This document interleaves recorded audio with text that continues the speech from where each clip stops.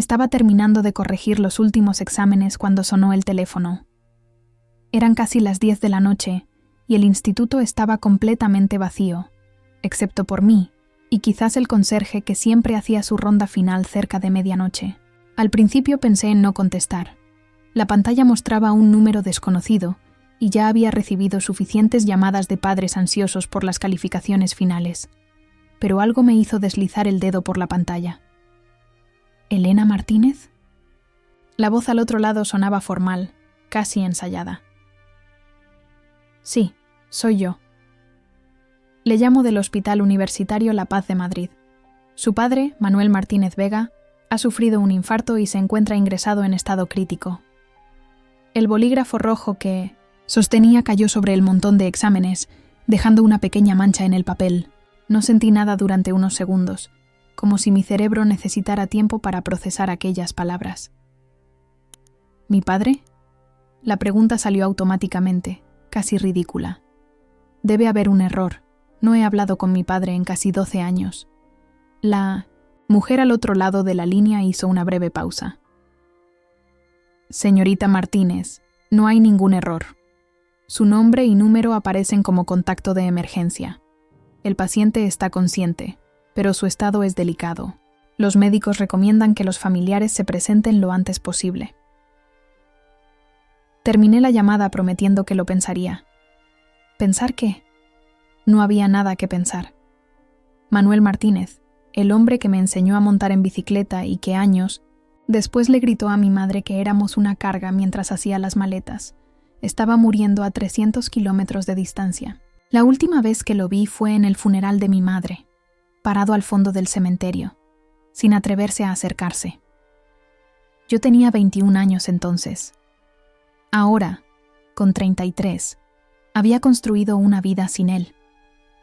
Era profesora de literatura, en un buen instituto de Valencia, tenía un apartamento pequeño pero acogedor, algunos amigos leales y una relación estable con Javier, que me había propuesto matrimonio hacía apenas 3 meses. Recogí los exámenes sin terminar de corregirlos. Mientras caminaba hacia el aparcamiento, llamé a Javier. «Necesito ir a Madrid», le dije sin preámbulos cuando contestó. Le expliqué la situación con pocas palabras. No hacían falta muchas. Él conocía la historia. «¿Quieres que te acompañe?» Su voz sonaba preocupada. «No, necesito hacer esto sola». Lo dije con más seguridad de la que sentía. Conduje hasta mi apartamento en piloto automático. Mientras hacía una pequeña maleta, me preguntaba por qué mi número seguía siendo su contacto de emergencia después de tantos años. ¿Qué había pasado con Silvia, la mujer por la que nos abandonó? ¿Y qué pasaba con mi hermano Carlos? Quizás él también había recibido una llamada similar. Carlos y yo habíamos manejado el abandono de maneras completamente distintas. Él, siendo 4 años mayor, había buscado activamente a nuestro padre cuando cumplió los 20, tratando de entender, de perdonar. Yo elegí el silencio y la distancia. Nuestros caminos también se separaron. Él se mudó a Barcelona y nuestras conversaciones se limitaban a felicitaciones de cumpleaños y alguna llamada ocasional en Navidad. Eran casi las 2 de la madrugada cuando llegué a Madrid. La ciudad nunca dormía del todo, pero a esa hora tenía una quietud extraña que contrastaba con el tumulto dentro de mi cabeza. Aparqué en el estacionamiento del hospital y me quedé un momento en el coche, con las manos aún aferradas al volante. Parte de mí quería arrancar y volver a Valencia, fingir que nunca había recibido esa llamada. Era la parte que aún guardaba el dolor como un tesoro oscuro, alimentándolo con cada cumpleaños olvidado, cada Navidad sin noticias. El hospital olía a desinfectante y a café rancio. En recepción me indicaron la habitación. 5ª planta, unidad coronaria. Mientras subía en el ascensor, me pregunté si lo reconocería. 12 años pueden cambiar mucho a una persona. El pasillo de la unidad coronaria estaba silencioso, excepto por el pitido constante de las máquinas y los pasos ocasionales de las enfermeras. Entonces lo vi. Estaba sentado en una silla junto a una de las habitaciones, con la cabeza entre las manos. Carlos había encanecido prematuramente, igual que nuestro abuelo. pero seguía teniendo ese aire de determinación tranquila que siempre había admirado. «Elena», dijo al verme, poniéndose de pie. No sonrió, pero sus ojos mostraron un destello de sorpresa y algo parecido al alivio. «No estaba seguro de que vinieras». «Yo tampoco», admití. Nos quedamos en un silencio incómodo, como dos extraños que comparten por casualidad el mismo espacio. Habíamos crecido juntos, habíamos dormido en literas durante años, habíamos compartido secretos y peleas. Ahora, apenas sabíamos cómo mirarnos a los ojos.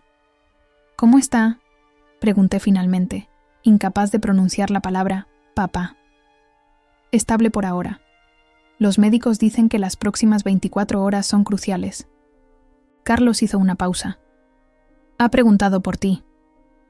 Sentí una punzada de algo indefinible. No era dolor, no exactamente. Quizás era la sorpresa de saber que, a pesar de todo, mi padre aún pensaba en mí. «¿Quieres verlo?», preguntó Carlos señalando hacia la habitación. Asentí, no porque estuviera segura, sino porque había conducido 300 kilómetros y merecía al menos mirar a los ojos del hombre que había dejado un vacío tan grande en mi vida. La habitación estaba en penumbra, iluminada solo por la luz azulada de los monitores. Mi padre parecía más pequeño de lo que recordaba, conectado a cables y tubos que pitaban y medían cada aspecto de su frágil existencia. Tenía el pelo completamente blanco y la piel amarillenta. Sus manos, esas manos grandes que alguna vez me habían levantado hacia el cielo, ahora descansaban inmóviles sobre la sábana blanca. Me acerqué lentamente a la cama, sintiendo cómo mi corazón golpeaba contra mis costillas. Sus ojos estaban cerrados, pero al sentir mi presencia, los abrió. Eran los mismos ojos marrones que había heredado, ahora hundidos en un rostro que el tiempo y quizás los remordimientos habían castigado sin piedad. «Elena», susurró con voz ronca, «has venido». Y en ese momento, todas las palabras que había ensayado durante años, todos los reproches cuidadosamente construidos, se desvanecieron. Frente a mí no estaba el villano de mi historia, sino un hombre viejo y enfermo que podría no ver otro amanecer. No supe qué decir. Me quedé de pie junto a su cama, observando cómo su pecho subía y bajaba con dificultad. Había imaginado este momento tantas veces. Yo, serena y fuerte, lanzándole a la cara 12 años de ausencia. Pero ahora, viéndolo así, tan vulnerable, las palabras se negaban a salir. «Siéntate», murmuró, señalando débilmente la silla a su lado. Obedecí mecánicamente. «Te pareces tanto a ella», continuó, con la voz entrecortada por el esfuerzo. Se refería a mi madre, por supuesto. Todos decían lo mismo, que había heredado sus ojos grandes, su barbilla obstinada, su manera de fruncir, el ceño cuando algo no me convencía, como ahora. «No hables de ella», respondí, más bruscamente de lo que pretendía. «No tienes derecho». Mi padre cerró los ojos un momento, como asimilando el golpe. Cuando los abrió de nuevo, vi algo que nunca había asociado con él: miedo. «Lo sé», dijo simplemente. «No tengo derecho a nada, pero necesitaba verte». Carlos entró entonces, trayendo 2 cafés. Me ofreció uno que acepté automáticamente, aunque sabía que no podría beberlo. Mi estómago estaba cerrado en un nudo apretado de emociones contradictorias.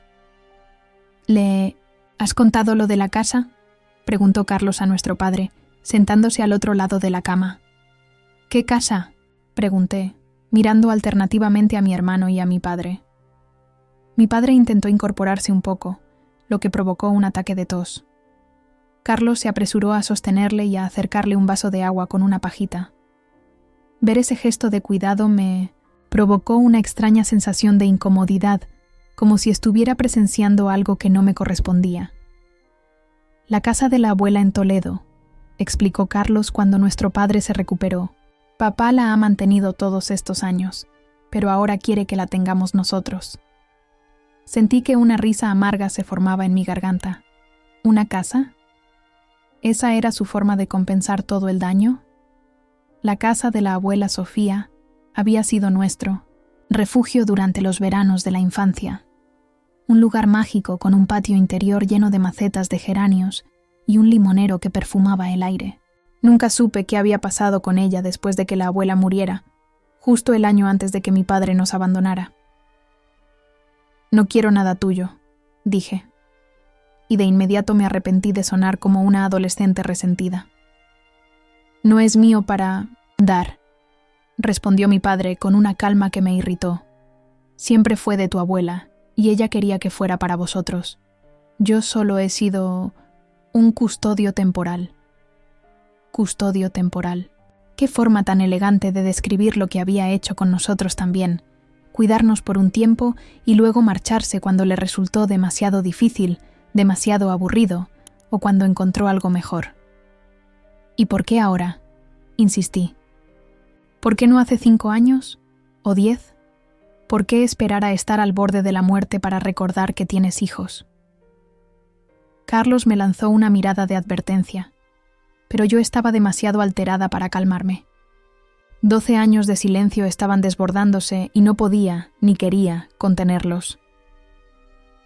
«Intenté contactarte muchas veces», dijo mi padre con voz débil. «Pero tú nunca...» «¿Muchas veces?», lo interrumpí.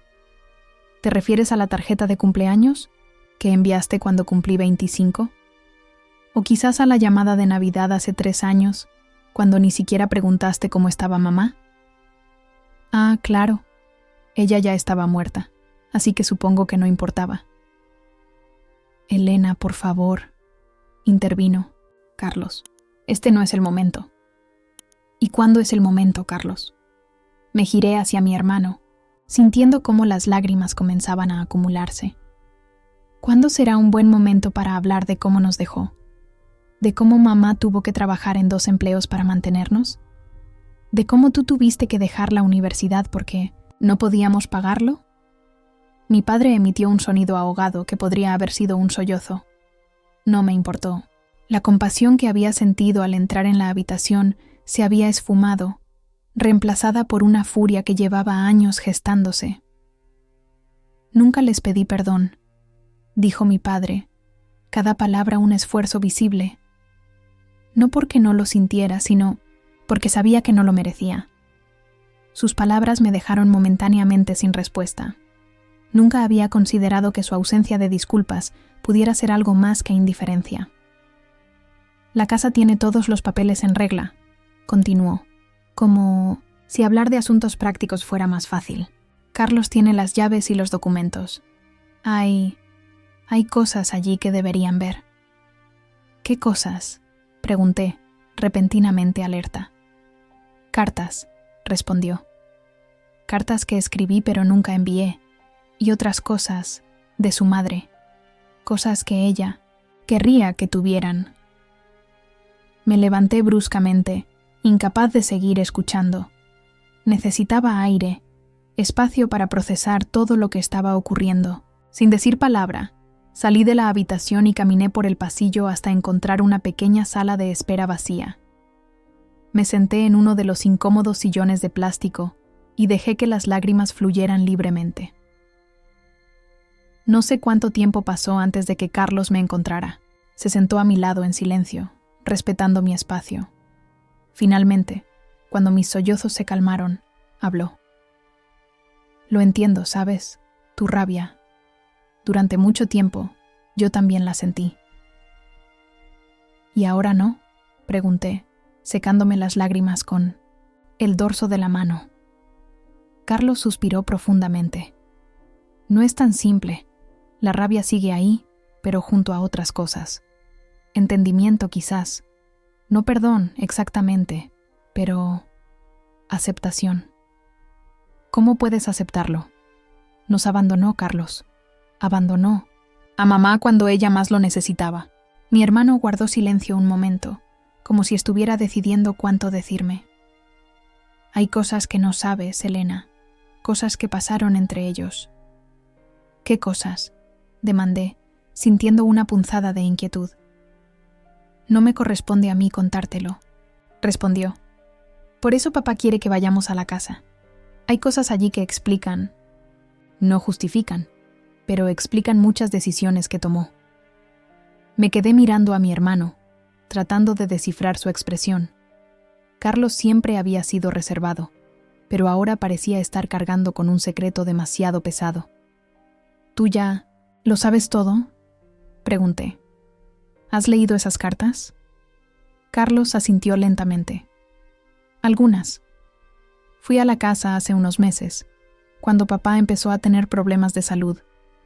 Me pidió que revisara algunos documentos y encontré más de lo que esperaba. ¿Y no pensaste en contármelo? Te llamé 3 veces, Elena. Nunca devolviste mis llamadas». Era cierto. Había visto su nombre en la pantalla de mi teléfono y había decidido ignorarlo, asumiendo que se trataría de alguna festividad familiar a la que no quería asistir. «Lo siento», murmuré, aunque no estaba segura de por qué me disculpaba exactamente. «No tienes que disculparte», dijo Carlos, poniendo su mano sobre mi hombro. «Cada uno ha sobrevivido como ha podido. Yo elegí tratar de entender. Tú elegiste protegerte. Ninguna de las dos formas es incorrecta». Nos quedamos en silencio un rato más. A través de la ventana de la sala de espera, podía ver cómo el cielo comenzaba a aclararse. Pronto amanecería. «¿Qué vamos a hacer?», pregunté finalmente. «Por ahora, esperar», respondió Carlos. «Los médicos dicen que está estable, pero débil. Después, creo que deberíamos ir a Toledo, ver esa casa, leer esas cartas. Nos lo debemos a nosotros mismos, incluso si no se lo debemos a él». Asentí lentamente. No estaba segura de querer saber qué secretos guardaba aquella casa, qué revelaciones podrían alterar la narrativa que había construido durante años. Pero Carlos tenía razón. Me lo debía a mí misma. Regresamos a la habitación en silencio. Mi padre dormía, o fingía hacerlo. Su rostro se veía más tranquilo ahora, casi en paz. Me senté nuevamente en la silla junto a su cama y, tras un momento de duda, tomé su mano. Estaba fría y sorprendentemente ligera, como si parte de él ya se hubiera marchado. 3 días después, mi padre seguía vivo. Los médicos hablaban de mejoría, aunque con cautela. Yo había llamado al instituto para pedir unos días de permiso y le había explicado la situación a Javier, quien me envió un mensaje cada mañana preguntando cómo estaba. Durante esos días, mi hermano y yo establecimos una rutina silenciosa. Turnos junto a la cama, comidas rápidas en la cafetería del hospital, conversaciones superficiales que evitaban cuidadosamente el pasado. Fue en la tarde del 3er día, cuando Carlos sugirió que fuéramos a Toledo.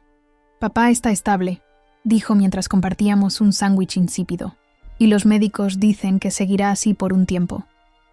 Podríamos ir a la casa hoy, pasar la noche allí y volver mañana». Sentí un nudo en el estómago.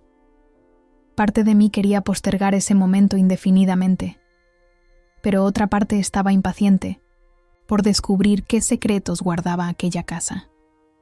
«De acuerdo», respondí finalmente. «Vamos». El viaje a Toledo fue silencioso. Carlos conducía con la misma concentración metódica con la que hacía todo, y yo me perdí en mis pensamientos. Mientras observaba el paisaje castellano, árido y hermoso a su manera, recordé los veranos que pasamos allí de niños. Carlos persiguiéndome por las callejuelas empedradas, las tardes en el patio de la abuela jugando a las cartas, las historias que ella nos contaba sobre la guerra civil y cómo su familia había sobrevivido escondiendo a un tío republicano en el sótano de esa misma casa. Toledo apareció ante nosotros, majestuosa sobre su colina, rodeada por el río Tajo. La ciudad parecía no haber cambiado en siglos, sus murallas y edificios antiguos, desafiando al tiempo, como si nos estuviera esperando pacientemente. La casa de la abuela Sofía estaba en el casco antiguo, en una callejuela tan estrecha que tuvimos que dejar el coche en un aparcamiento cercano y caminar el resto del camino. Mientras avanzábamos, entre turistas y locales, sentí que cada paso me acercaba no solo a la casa, sino a un pasado que había intentado enterrar. Carlos se detuvo frente a una puerta de madera oscura con aldaba de bronce. Buscó en su bolsillo y sacó una llave antigua. ¿Listo?, preguntó, mirándome con una mezcla de anticipación y preocupación. Asentí, incapaz de articular palabras. La puerta se abrió con un chirrido que me transportó instantáneamente a la infancia. El olor familiar me golpeó. Una mezcla de madera vieja, jabón de lavanda que la abuela siempre usaba, y algo indefinible que solo podía describirse como el aroma del tiempo. El recibidor estaba exactamente como lo recordaba. Suelo de baldosas, hidráulicas, un paragüero de cobre junto a la puerta, y en la pared, el antiguo espejo con marco dorado donde la abuela siempre se arreglaba el pelo antes de salir.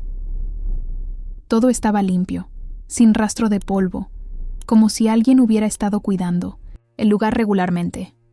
¿Quién ha estado limpiando?, pregunté, pasando un dedo por la superficie de una mesita sin encontrar ni una mota de polvo. La señora Dolores, la vecina de al lado, respondió Carlos.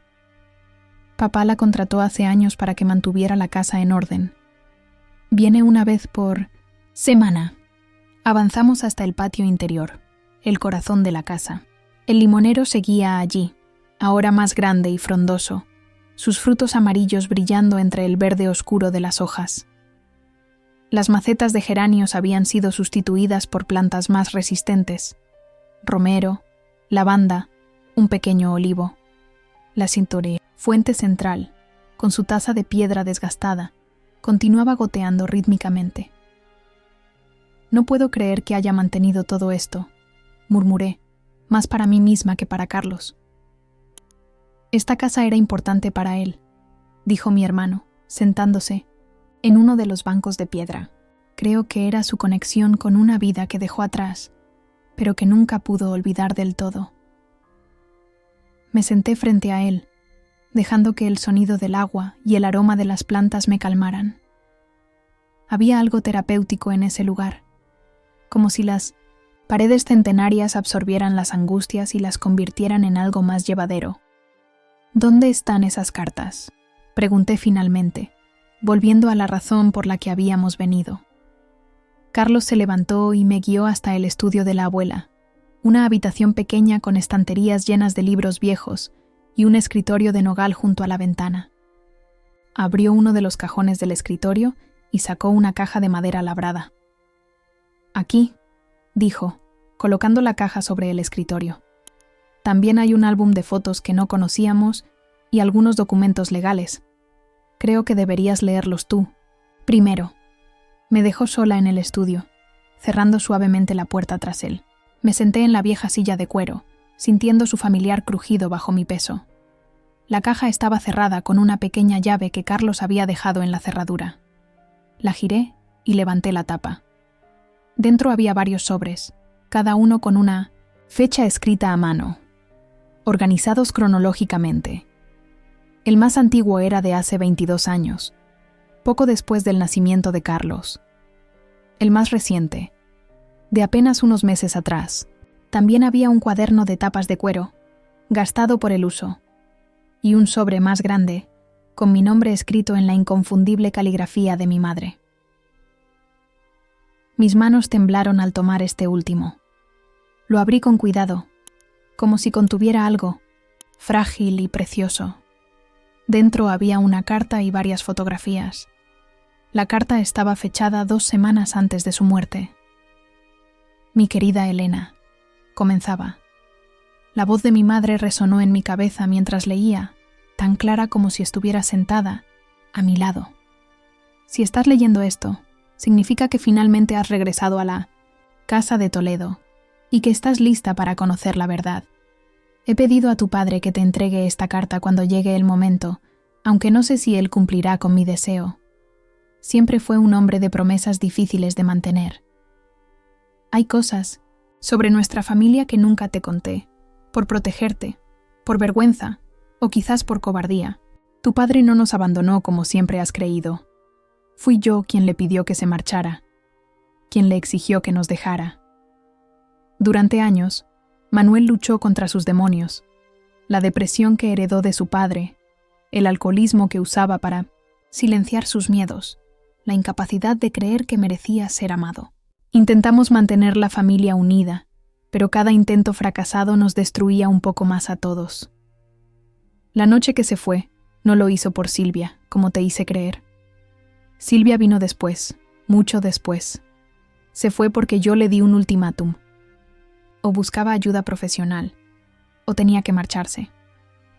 Eligió lo segundo, no por cobardía, sino porque estaba convencido de que estaríamos mejor sin él. Nunca dejó de preocuparse por vosotros. Enviaba dinero cada mes, que yo rechazaba por orgullo. Preguntaba por vuestros estudios, vuestros amigos, vuestros sueños. Y yo, en mi dolor y mi rabia, le negué cualquier información. Le negué el derecho a ser vuestro padre. No te pido que lo perdones, ni a él ni a mí. Solo te pido que intentes entender que el mundo no es blanco y negro, que todos cometemos errores intentando proteger a quienes amamos. Las fotografías que acompañan esta carta son de momentos felices que quizás has olvidado, o que elegiste no recordar.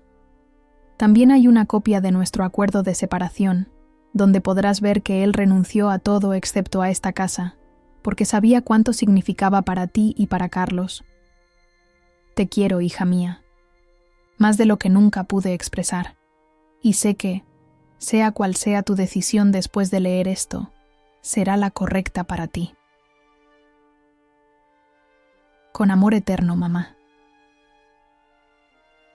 Las lágrimas corrían libremente por mis mejillas cuando terminé de leer. Tomé las fotografías, con manos temblorosas. Mi padre enseñándome a nadar en el río, los 4 en la playa de Valencia. Mi padre cargándome sobre sus hombros durante una feria en Madrid. En todas ellas, su sonrisa era genuina, sus ojos brillantes de un amor que yo había elegido olvidar. El documento legal confirmaba lo que mi madre había escrito. Mi padre había renunciado a la casa donde vivíamos, al coche, a sus ahorros.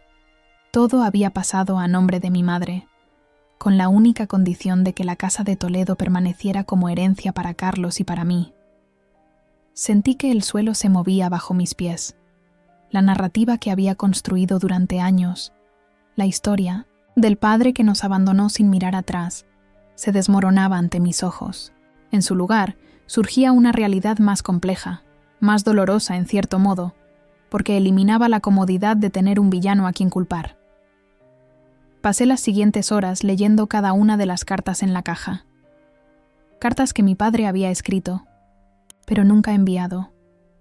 Cartas donde hablaba de su lucha contra la depresión, de su vergüenza por no ser el padre que merecíamos, de su arrepentimiento por haber elegido marcharse en lugar de buscar ayuda. Cartas donde preguntaba por mis calificaciones, por mis amigos, por mis sueños.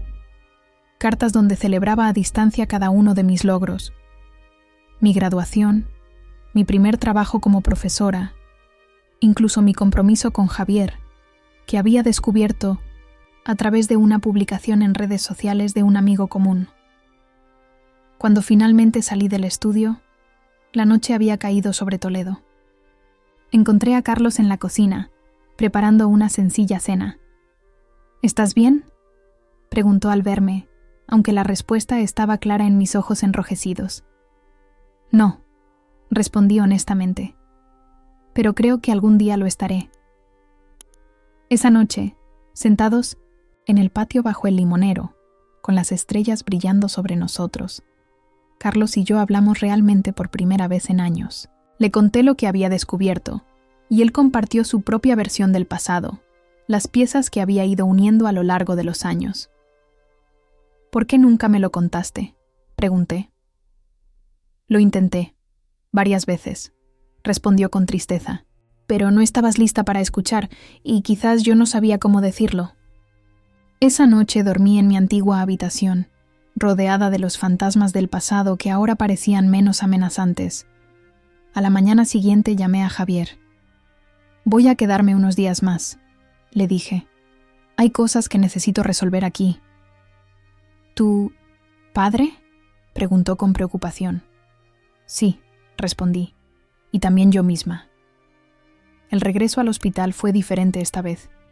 El mismo edificio, los mismos pasillos asépticos, pero yo ya no era la misma persona que había entrado allí días atrás. Las revelaciones de la casa en Toledo pesaban en mí como piedras en los bolsillos, hundiéndome en un mar de dudas y arrepentimientos. Carlos condujo en silencio. Habíamos pasado la mañana organizando algunos documentos encontrados en el estudio, descubriendo que nuestro padre había estado pagando un seguro médico privado para ambos durante años, a pesar de que nunca lo utilizamos. También encontramos recortes de periódicos donde aparecían noticias sobre el instituto donde yo trabajaba, sobre exposiciones de arte donde Carlos había participado, pequeñas pruebas de una presencia silenciosa que había ignorado por completo. ¿Crees que podrás hablar con él?, preguntó Carlos mientras buscábamos aparcamiento cerca del hospital. No lo sé, respondí honestamente. Tengo tantas preguntas, pero también tanto miedo de las respuestas. No tienes que hacerlo hoy, dijo mi hermano con la gentileza que siempre lo había caracterizado. Has descubierto muchas cosas en poco tiempo. Es normal sentirse abrumada. Pero yo sabía que no podía esperar. Si algo me habían enseñado aquellas cartas, era que el tiempo es un lujo que no siempre tenemos. En la recepción del hospital, nos informaron que nuestro padre había sido trasladado a una habitación normal. Su estado había mejorado considerablemente, aunque seguía siendo delicado. Lo encontramos despierto, sentado en la cama con la ayuda de varias almohadas. Parecía más alerta que la última vez, menos fantasmal. Al vernos entrar, intentó enderezarse, pero el movimiento le provocó una mueca de dolor. «Cuidado», dijo Carlos, acercándose para ayudarlo. «No te esfuerces demasiado». Mi padre asintió, y luego me miró. Había una pregunta silenciosa en sus ojos, un temor que nunca había asociado con él. «Fuimos a Toledo», dije simplemente, acercándome a la cama. Leí las cartas. Todas ellas. Cerró los ojos un momento, asimilando mis palabras. Cuando los abrió de nuevo, brillaban con lágrimas contenidas. ¿También la de tu madre?, preguntó con voz rasposa. Asentí, sintiendo que mi propia garganta se cerraba. ¿Por qué nunca me dijiste la verdad? ¿Por qué dejaste que creyera que nos habías abandonado por otra mujer? Fue el acuerdo al que llegamos tu madre y yo, respondió, cada palabra cargada de un dolor antiguo. Ella pensó que sería más fácil para vosotros odiarme que entender la verdad, un villano simple en lugar de un padre roto, pero después, cuando ella murió, podrías haber intentado explicármelo. Lo intenté, Elena. Aquel día en el funeral, me acerqué a ti, pero tú... Recordé el momento.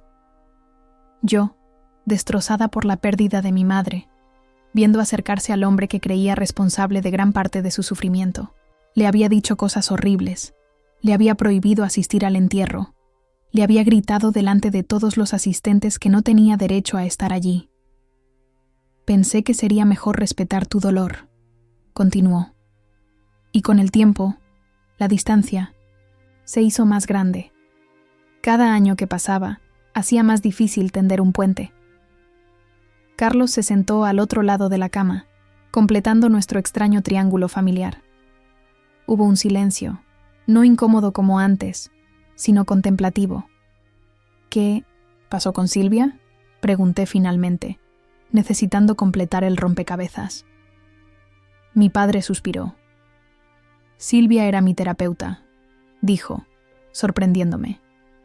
Cuando finalmente busqué ayuda, unos años después de marcharme, ella fue quien me trató. Nos hicimos amigos y eventualmente, mucho más tarde, tuvimos una relación. Duró 3 años. Terminó porque ella se dio cuenta de que yo nunca había dejado ir a vuestra madre. Otra pieza del pasado que se reescribía ante mis ojos. La malvada otra mujer resultaba ser alguien que había intentado ayudarlo a recomponer su vida rota. ¿Por qué seguías teniendo mi número como contacto de emergencia? Era una pregunta pequeña en comparación con las grandes verdades que estábamos desenterrando, pero por alguna razón me parecía importante. Una sonrisa triste cruzó el rostro de mi padre, porque nunca perdí la esperanza, respondió simplemente. Cada año actualizaba tu número en mis contactos, siguiéndote discretamente a través de las redes sociales o preguntando a amigos comunes. Sabía que probablemente nunca contestarías, pero necesitaba creer que algún día lo harías. Y lo había hecho finalmente, no por elección, sino por circunstancia, pero estaba allí. El destino, la casualidad o quizás algo más profundo nos había reunido en aquella habitación de hospital.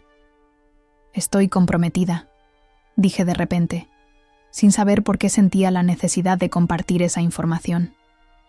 Me casaré en primavera. Los ojos de mi padre se iluminaron. Lo sé, dijo.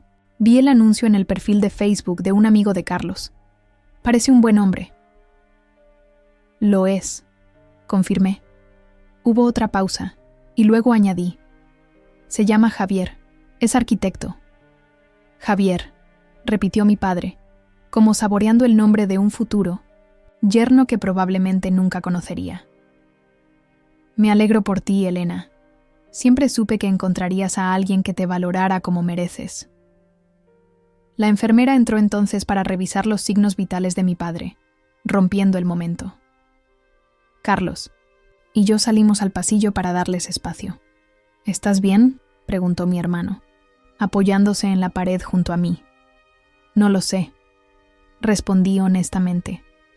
Es como si toda mi vida hubiera construido un relato sobre quién era él, sobre quién era yo en relación a él. Y ahora no sé qué pensar. No tienes que decidirlo todo ahora, dijo Carlos, dándome un apretón en el hombro. Puedes tomarte tu tiempo para procesar esto. Pero el tiempo era precisamente lo que nos faltaba. A pesar de la aparente mejoría, los médicos nos habían advertido que el corazón de nuestro padre estaba muy debilitado. Cada día era un regalo incierto.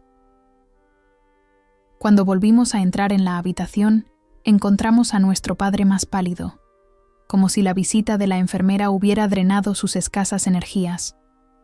¿Necesitas descansar?, pregunté, sorprendiéndome, a mí misma por la preocupación que teñía mi voz.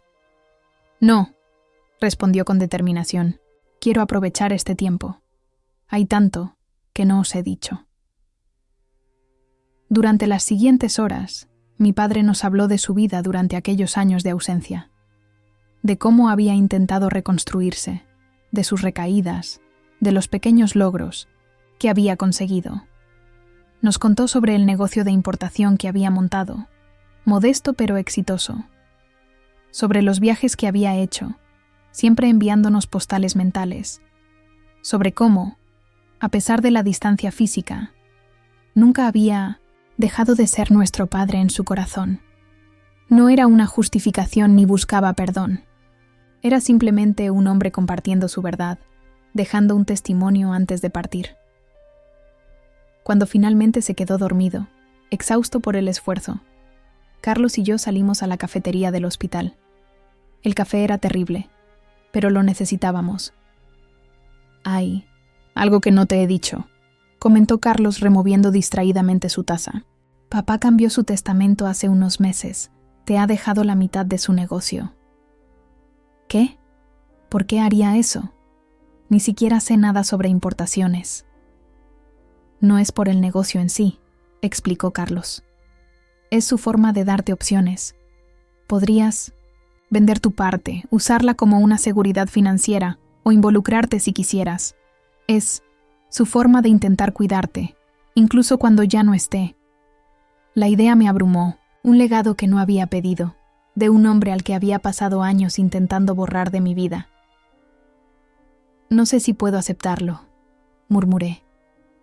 «No tienes que decidirlo ahora», respondió Carlos, repitiendo lo que parecía haberse convertido en nuestro mantra. «Pero creo que deberías considerar lo que significa este gesto para él». Esa noche llamé a Javier desde el hotel donde nos alojábamos, Le conté todo: las cartas, las revelaciones, la nueva versión de mi padre que estaba descubriendo. Suena como si estuvieras conociendo a tu padre por primera vez, comentó Javier. Es exactamente así, admití. Y lo peor es que no sé cuánto tiempo tendremos. Los médicos dicen que podría tener otro infarto en cualquier momento. ¿Quieres que vaya? Puedo tomar un tren mañana. Consideré su oferta. Parte de mí anhelaba su presencia, su apoyo, pero otra parte sentía que este era un viaje que necesitaba hacer sola. Aún no, respondí finalmente. Necesito resolver esto por mí misma, pero gracias por ofrecerlo. Te quiero, dijo simplemente, y estoy aquí para lo que necesites. Después de colgar, me quedé mirando por la ventana del hotel hacia Madrid iluminada. Mi vida en Valencia parecía tan lejana, como si perteneciera a otra persona. En cierto modo, así era. La Elena que regresaría a casa ya no sería la misma que había salido apresuradamente hace una semana. Mi teléfono vibró con un mensaje de Carlos. Papá ha preguntado por ti. Creo que quiere decirte algo importante mañana. Respondí con un simple «estaré allí», mientras me preguntaba qué más podría quedar por decir, qué otras verdades podrían cambiar el rumbo de nuestra historia familiar.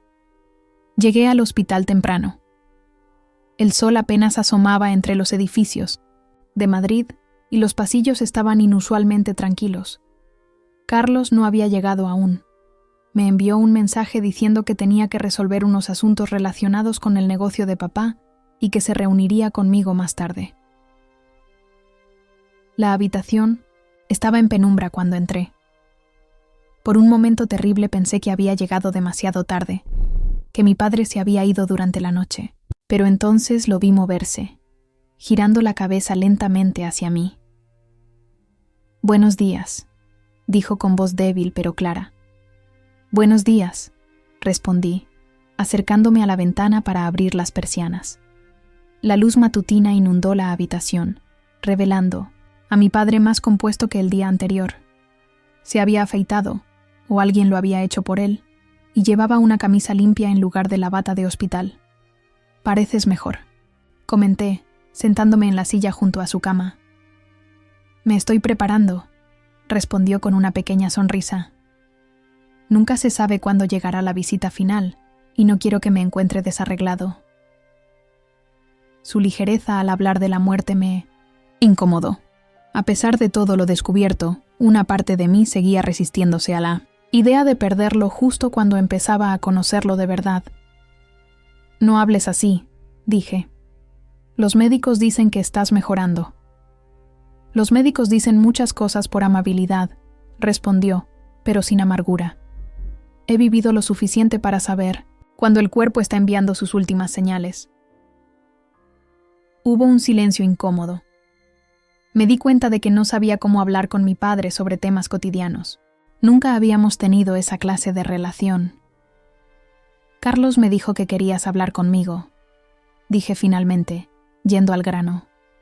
Mi padre asintió, intentando acomodarse mejor en la cama.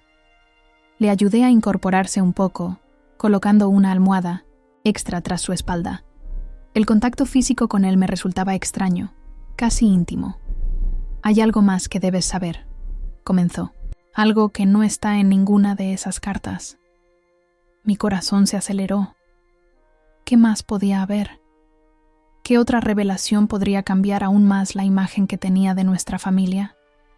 Tu madre y yo. Las cosas no eran perfectas entre nosotros incluso antes de mis problemas, dijo lentamente, como escogiendo cada palabra con cuidado. Nos casamos muy jóvenes, casi por obligación cuando ella quedó embarazada de Carlos.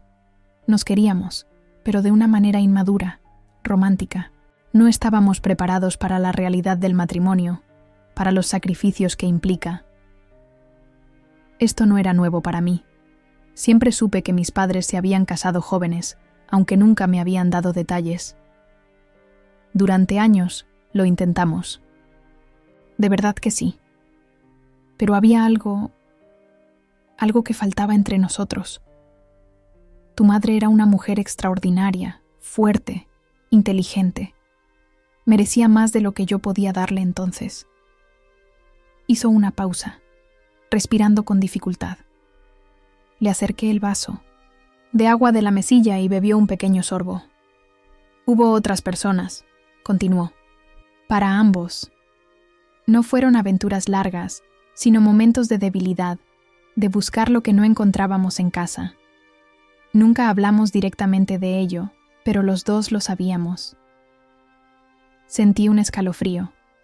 La imagen de mi madre, siempre tan recta, tan moral a mis ojos, se tambaleaba. ¿Por qué me cuentas esto ahora?, pregunté, sin estar segura de querer escuchar más.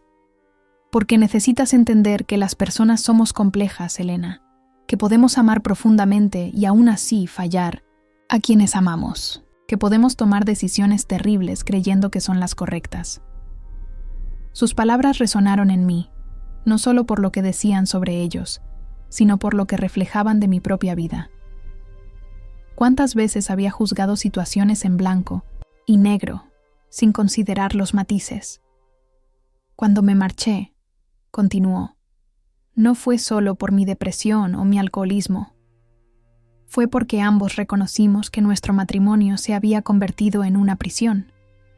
Ella me pidió que me fuera no solo por vosotros, sino también por ella misma.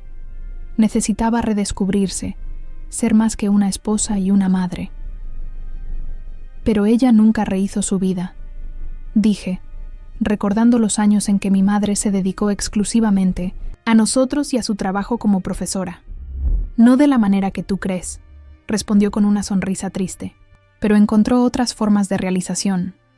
Sus clases de pintura, el grupo de lectura que creó en el barrio, ese viaje a Italia que hizo cuando cumplió 50, fueron sus formas de reclamarse a sí misma. Recordé aquel viaje. Mi madre había vuelto transformada, con una energía y una alegría que no le había visto en años. Nunca se me ocurrió pensar que aquella transformación tuviera algo que ver con su separación de mi padre. La última vez que la vi, dijo mi padre, y su voz se quebró ligeramente. Fue 3 meses antes de su muerte. Me llamó para decirme que estaba enferma, que los médicos no le daban mucho tiempo. ¿Qué? La sorpresa me dejó sin aliento. Ella nunca nos dijo que estaba enferma antes. Pensábamos que había sido repentino, un aneurisma. Eso es lo que ella quiso. Que creyerais, explicó. No quería que pasarais sus últimos meses tratándola como a una moribunda, con lástima. Quería que recordarais su fortaleza, no su deterioro. Las lágrimas comenzaron a correr por mis mejillas. Mi madre, siempre protegiendo, siempre pensando en nosotros, incluso al final. Nos encontramos en un café en Toledo, continuó mi padre. Hablamos durante horas, como no lo habíamos hecho en años, sin reproches, sin amargura. Solo 2 personas que habían compartido una vida, despidiéndose. Fue ella quien me pidió que te buscara después, que intentara explicarte. Me hizo prometerlo. Pero nunca lo hiciste, murmuré entre lágrimas. Lo intenté, Elena. Te llamé varias veces después del funeral, pero nunca contestaste. Te envié cartas que fueron devueltas sin abrir. Finalmente, respeté tu decisión de mantenerme fuera de tu vida.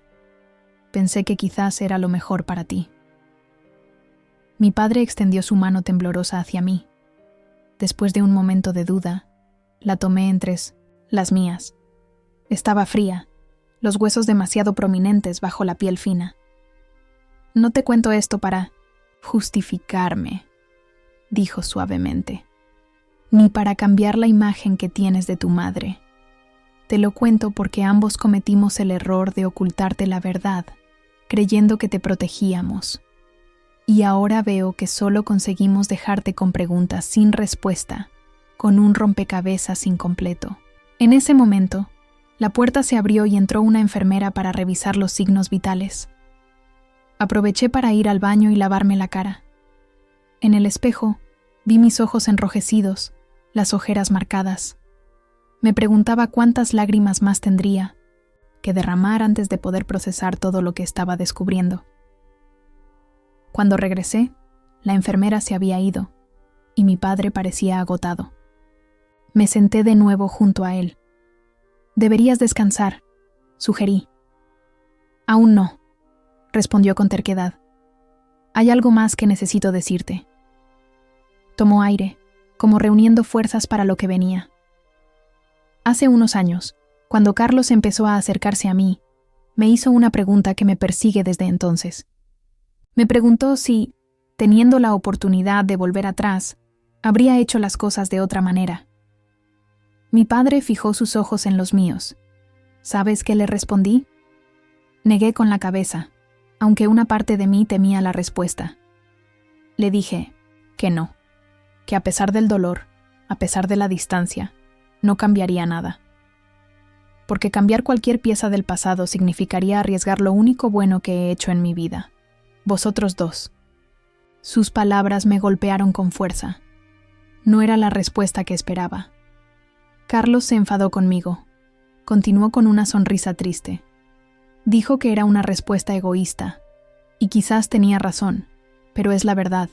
Tú y tu hermano sois exactamente las personas que debíais ser. Fuertes, íntegros, resilientes. Quizás nuestros errores, nuestras ausencias, contribuyeron a forjar ese carácter. No todo tiene que ser una lección, dije, sorprendiéndome a mí misma con la amargura en mi voz. A veces el dolor es solo dolor. Tienes razón, concedió. Y no pretendo romantizar el sufrimiento que os causamos. Solo digo que, a pesar de todo, estoy orgulloso de quienes os habéis convertido. Me quedé en silencio, asimilando sus palabras. Parte de mí quería rechazarlas, decirle que no tenía derecho a sentirse orgulloso de logros en los que no había participado. Pero otra parte entendía lo que intentaba expresar, que incluso en la ausencia había existido un tipo de presencia. Carlos me contó sobre tu compromiso, dijo, cambiando de tema. ¿Puedo preguntarte cómo es él, tu prometido? La pregunta me pilló desprevenida. Era tan normal, tan paternal, que por un momento me transportó a una realidad alternativa donde mi padre siempre había estado presente, donde estas conversaciones eran cotidianas. Bueno, respondí torpemente. Paciente, creativo, me hace reír incluso en mis peores días. Mi padre sonrió, una sonrisa genuina que iluminó su rostro cansado. Suena como alguien que te merece, dijo. ¿Cuándo es la boda? En mayo, el primer sábado. Un buen mes para casarse, comentó. Tu madre y yo nos casamos en mayo también. Nunca había sabido eso. Otro pequeño detalle de la historia familiar, que había permanecido oculto para mí. Me gustaría invitarte, dije de repente, sorprendiéndome a mí misma, a la boda. Si te encuentras bien para entonces. Los ojos de mi padre se llenaron de lágrimas. No dijo nada, pero su mano apretó la mía con una fuerza inesperada. En ese momento entró Carlos, con el rostro serio. ¿Interrumpo?, preguntó, mirando nuestras manos unidas. No, respondí, soltando suavemente la mano de mi padre. Estábamos terminando. Carlos se acercó a la cama. He hablado con los médicos, dijo. Quieren hacer más pruebas hoy. Dicen que hay algunas irregularidades en el último electrocardiograma. El semblante de mi padre no cambió. Era como si ya supiera lo que los médicos iban a encontrar. Deberíais ir a comer algo, nos dijo. Va a ser un día largo. No quería irme, pero entendí que necesitaba un momento a solas. Carlos y yo nos dirigimos a la cafetería en silencio. ¿Te ha contado?, preguntó mi hermano mientras esperábamos en la fila. ¿Sobre mamá? Sí. Carlos asintió. Me lo contó hace unos meses. Me costó procesarlo. A mí también, admití. Es como si cada día descubriera que mis padres eran personas completamente diferentes a quienes creía conocer. No diferentes, corrigió Carlos, solo más completos, con virtudes y defectos, como todos. Comimos sin mucho apetito, cada uno perdido en sus pensamientos. Cuando regresamos a la habitación, encontramos a los médicos realizando pruebas. Nos pidieron que esperáramos fuera. Media hora después, el cardiólogo nos llamó a un lado. El corazón de su padre está muy debilitado, explicó con gravedad. Ha sufrido un nuevo episodio menor mientras estaban fuera. Hemos logrado estabilizarlo, pero deben prepararse para lo peor. A pesar de que en cierto modo esperábamos estas noticias, escucharlas de boca del médico fue un golpe. Carlos agradeció la información, con un gesto, y luego me miró. ¿Estás lista para entrar?, preguntó. Asentí, aunque no estaba segura de estarlo. ¿Cómo prepararse para ver morir a alguien a quien apenas estabas empezando a conocer? Mi padre murió 3 días después. No fue dramático, como en las películas. No hubo últimas palabras memorables ni despedidas desgarradoras. Simplemente se fue apagando poco a poco, como una vela que consume su última cera. Carlos y yo estábamos a su lado, cada uno sosteniendo una de sus manos. En algún momento, su respiración se volvió más superficial, y luego se detuvo. Así de simple, así de devastador. Los siguientes días transcurrieron en una nebulosa de trámites, llamadas y decisiones prácticas. Había que organizar el funeral, notificar a familiares y amigos que yo ni siquiera sabía que existían, ocuparse del papeleo interminable que genera la muerte. Carlos se encargó de la mayor parte, moviéndose con una eficiencia que solo podía venir de haber anticipado este momento durante mucho tiempo. Javier llegó el día antes del funeral. Verlo aparecer en el vestíbulo del hotel donde me alojaba me provocó un nudo en la garganta. No me había dado cuenta de cuánto necesitaba su presencia hasta que lo tuve frente a mí. Me abrazó en silencio, sosteniéndome mientras las lágrimas que había estado conteniendo finalmente encontraban salida. «Lo siento tanto», murmuró contra mi pelo. No eran palabras vacías. Entendía que estaba llorando no solo por la muerte de mi padre, sino por todo lo que pudo ser, y no fue, por el tiempo perdido, por las conversaciones que nunca tendríamos. El funeral fue sorprendentemente concurrido. Decenas de personas que nunca había visto llenaron la pequeña iglesia en el centro de Madrid. Compañeros de trabajo, vecinos, amigos de su juventud, incluso Silvia, quien se acercó a presentarse con una dignidad y una amabilidad que me desarmaron. Todos tenían una historia sobre mi padre. Cómo los había ayudado en momentos difíciles, cómo los hacía reír con su sentido del humor ácido, cómo hablaba con orgullo de sus hijos aunque apenas los veía. «Tu padre era un buen hombre», me dijo un señor mayor que se presentó como su profesor de instituto. «Complicado, sí, pero bueno en el fondo. Siempre hablaba de vosotros como su mayor logro». Estas palabras, repetidas en diferentes versiones por distintas personas, fueron construyendo una imagen de mi padre que nunca había considerado. Un hombre imperfecto pero genuino, que había encontrado formas de dar significado a su vida a pesar de sus errores, que había impactado positivamente en quienes lo rodeaban. Después del entierro, Carlos organizó una pequeña reunión en un restaurante cercano. Era extraño estar allí, entre personas que conocían facetas de mi padre que yo ignoraba por completo. Me sentía como una intrusa en el funeral de un extraño, y al mismo tiempo, como si finalmente estuviera completando el rompecabezas de mi propia historia. «Él siempre quiso reconciliarse contigo», me dijo Silvia durante la comida. Nos habíamos sentado juntas, quizás por esa extraña conexión que teníamos a través de mi padre.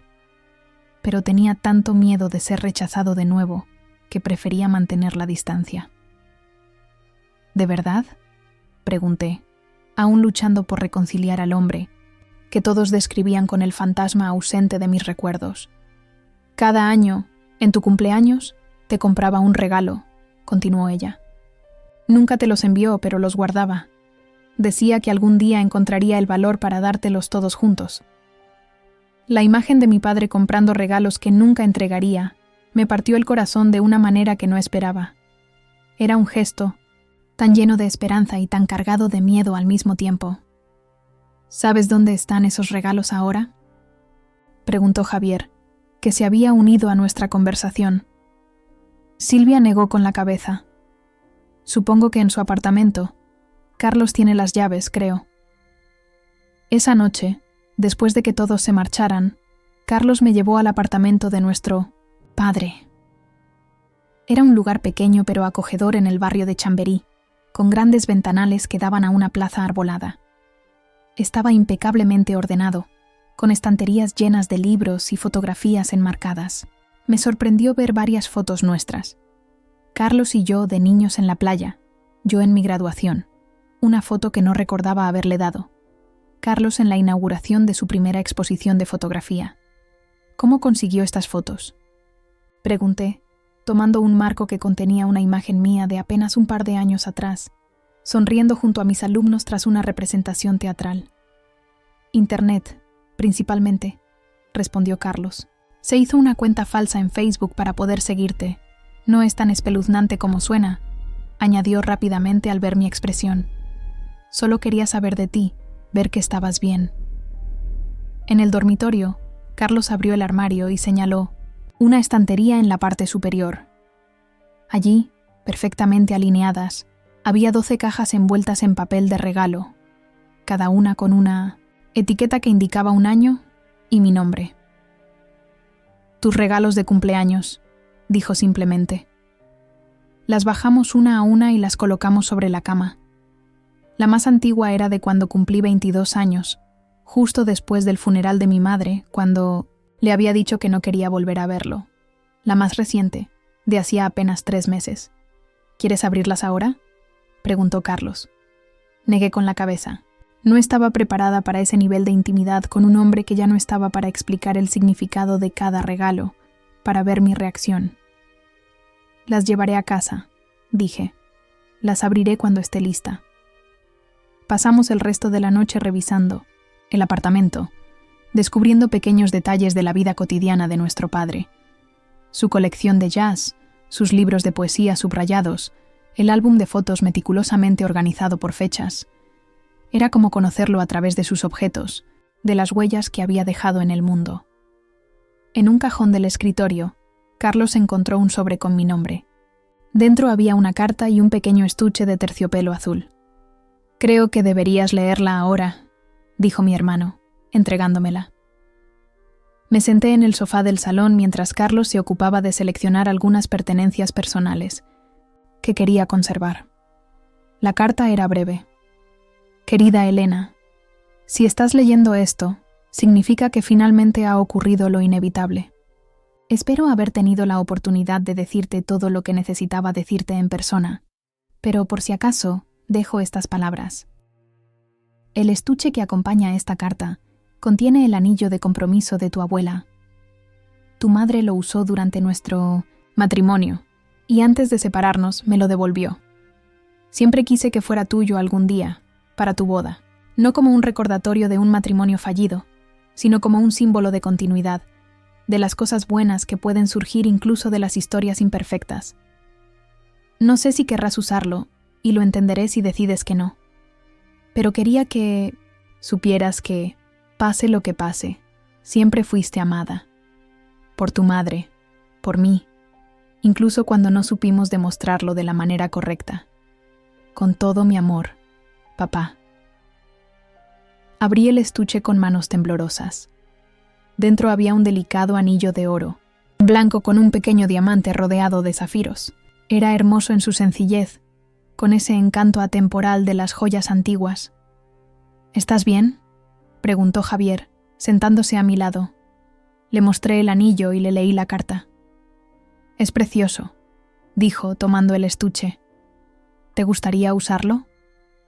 «No», supe qué responder. Una semana atrás, habría rechazado cualquier cosa que viniera de mi padre. Ahora, no estaba tan segura. «Tengo que pensarlo», respondí finalmente. Los días siguientes estuvieron llenos de decisiones prácticas. Carlos y yo tuvimos que decidir qué hacer con el apartamento, con el negocio, con todas las posesiones acumuladas durante una vida. decidimos mantener el negocio por ahora, con Carlos gestionándolo con la ayuda del socio de mi padre. El apartamento lo pondríamos en alquiler. No estábamos listos para venderlo aún. La casa de Toledo era otra cuestión. Ninguno de los dos quería deshacerse de ella, pero tampoco teníamos tiempo para mantenerla adecuadamente. Podríamos turnarnos, sugirió Carlos mientras cenábamos en Madrid la noche antes de que yo regresara a Valencia. Usarla en vacaciones, fines de semana, mantenerla en la familia. Me gusta esa idea, dije.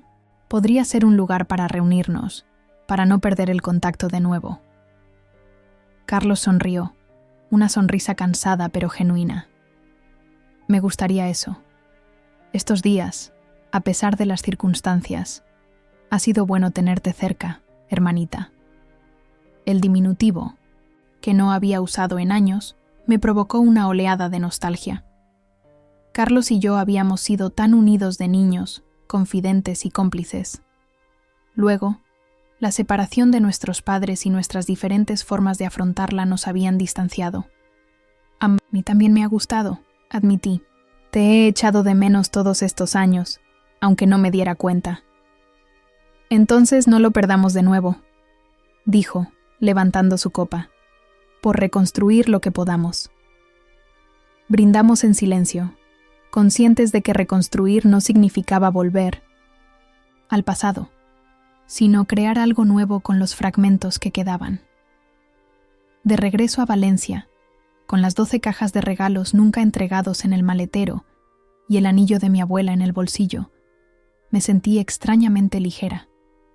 El dolor seguía ahí, ahora mezclado con el duelo por la pérdida física de mi padre, pero junto a él había surgido algo más, una especie de paz, de aceptación. Javier me esperaba en casa con una cena sencilla y una botella de vino. Mientras comíamos, le conté todo lo que había descubierto en el apartamento de mi padre, las conversaciones con las personas que lo conocieron, los planes para la casa de Toledo. ¿Sabes qué es lo más extraño?, dije mientras recogíamos la mesa.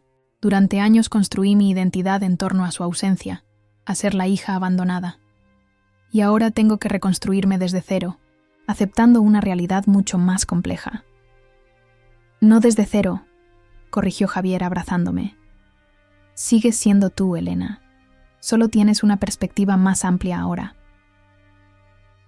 Esa noche, antes de dormir, saqué el estuche con el anillo de mi abuela. Lo contemplé bajo la luz de la lámpara, pensando en las manos por las que había pasado. Mi abuela, a quien apenas recordaba. Mi madre, quien lo devolvió al separarse. Mi padre, guardándolo todos esos años para mí. ¿Has decidido si quieres usarlo?, preguntó Javier, observándome desde la cama. Creo que sí, respondí, sentándome a su lado. No para reemplazar el que me diste, sino junto a él, como un símbolo de que todas las historias, incluso las dolorosas, forman parte de quienes somos. Javier tomó mi mano y besó mis nudillos suavemente. Me parece perfecto, dijo. Al día siguiente regresé al instituto. Mis alumnos me recibieron, con preguntas curiosas sobre mi ausencia. Les conté, de manera simplificada, que había perdido a mi padre. Sorprendentemente, hablar de él con naturalidad, mencionar que había fallecido después de una breve enfermedad, me resultó menos doloroso de lo que esperaba. Durante el descanso, la directora me llamó a su despacho. Elena, lamento mucho. Lo de tu padre, dijo con sinceridad. Si necesitas más tiempo, podemos arreglarlo. Gracias, pero creo que es mejor estar aquí, con la rutina, respondí. Como quieras, asintió. Por cierto, llegó esto para ti. Me entregó un sobre grande, dirigido a mí en el instituto. El remitente era el abogado de mi padre. Dentro había una carta oficial explicando que mi padre había establecido un pequeño fondo para becas universitarias en el instituto donde yo trabajaba. La carta explicaba que había sido su deseo crear algo significativo que conectara con mi vida, con mi pasión por la educación. Me quedé mirando el documento, abrumada por este gesto final. Incluso en su ausencia, encontraba formas de tender puentes, de acortar la distancia entre nosotros. Esa tarde, al volver a casa, abrí el primero de los regalos de cumpleaños nunca entregados, el más antiguo.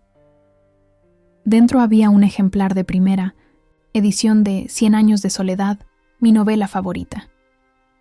Una nota manuscrita decía simplemente: para que recuerdes que todas las familias, incluso las más complicadas, tienen su propia historia que contar. Y mientras pasaba las páginas amarillentas, comprendí que esa era la verdad más profunda que mi padre me había legado, que nuestras historias, por dolorosas o imperfectas que sean, merecen ser contadas, recordadas y finalmente aceptadas como parte de quienes somos